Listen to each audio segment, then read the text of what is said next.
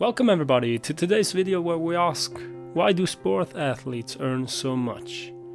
Ronaldo, LeBron James, Hamilton, Messi, Tom Brady, Crosby. Those are just a few of the highest paid sport athletes of the last years. Their yearly salary gets into the dozens of millions.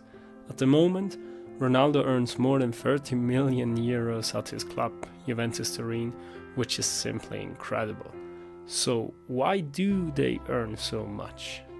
The short answer is cost benefit and demand and supply. The first thing we need to understand is, how do sport clubs make their money? Any professional sport club is a business, with everything that a normal business has: employees, accountants, lawyers, customers, and so on. The goal of the club and the businesses is to create value for the stakeholders, which means to be successful and make money in order to be even more successful and make even more money in the future. In order to achieve this goal as a sport club, most of us would say you must win titles. And that is correct.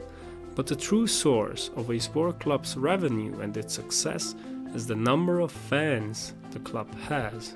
As we can see here, there is a very high correlation between the number of fans the club has and the revenue earned, or the business value. I would suggest pausing the video for a second, since this is really interesting to look at. If a sport club wants to increase its revenue or earn more money, it must increase the number of fans, because fans is just a fancy name for customers. They are the ones who are bringing the money, directly or indirectly. To better understand this, let's make an example and take a closer look at the main revenue sources of Barcelona, one of the biggest clubs in the world. The biggest parts of their yearly revenue comes from TV rights and sponsors. They make up more than 50%. Let's take a closer look at TV rights. Very simplified, we can describe them this way. TV companies like Sky, ESPN, and so on pay the club, not directly but indirectly, a certain amount of money to get the rights to show their games. And people pay the TV companies to watch the games. So, the more people want to watch the game of Barcelona, the more money Barcelona can demand in exchange for the TV rights. This is of course an oversimplified explanation. Another big chunk, or the other big chunk, are the sponsors. And the mechanism behind it is very similar to TV rights. The more people follow the club and watch the team, the more valuable the team is for sponsors, because it is highly visible on TV and other media.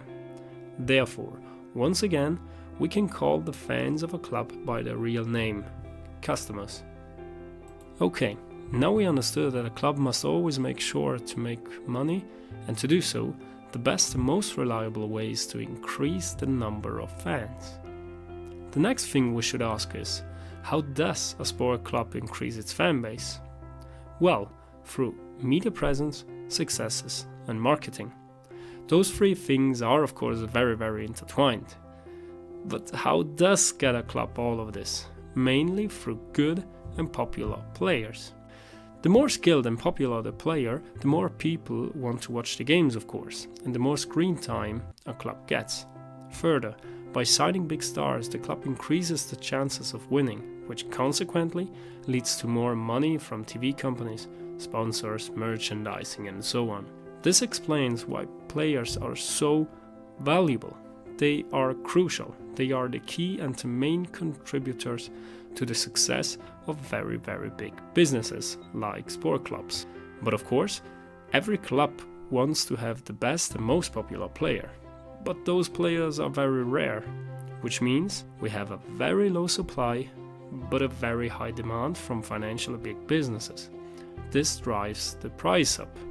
There are several different ways how a club can actually benefit from a players. The most important ones are, first of all, by staying at the top of the club rankings and popularity, or even improve it, since losing fans/customers is a serious and continuous threat for such businesses, which of course strongly depend on their supporters, as we've seen before. Secondly, by increasing the number of fans directly or indirectly. Thirdly, by increasing the revenue of the club directly. Or lastly, by increasing the profit of the club directly. This way, a club can earn up to dozens of millions every year thanks to a top star player. To conclude, let's make a real-life example. Some players are extremely valuable because their popularity is beyond belief and they bring a lot of fans with them. Take Ronaldo as an example. Juventus invested more than 200 million euros to get him, and some have shaken their heads since he is quite old and very expensive for his age. But still, it was an incredibly smart move. Not only is he arguably the most popular athlete on planet Earth, but also the most followed human on social media like Instagram. As a result, the number of Juventus followers on Instagram more than doubled within only 6 months after his acquisition, and we saw earlier the correlation between revenue and the number of fans.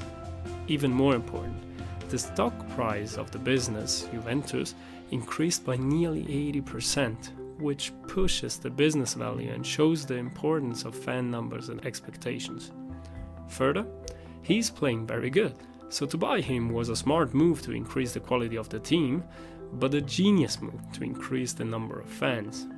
To sum up, on the one hand, there is a very low supply of such extraordinary athletes who can generate up to hundreds of millions for the club/employer in a few years. On the other hand, there is a very high demand because, of course, every club wants to have them. This leads to financial battles where the prices and the salaries rise to the absolute maximum of what a business can risk investing in a single human.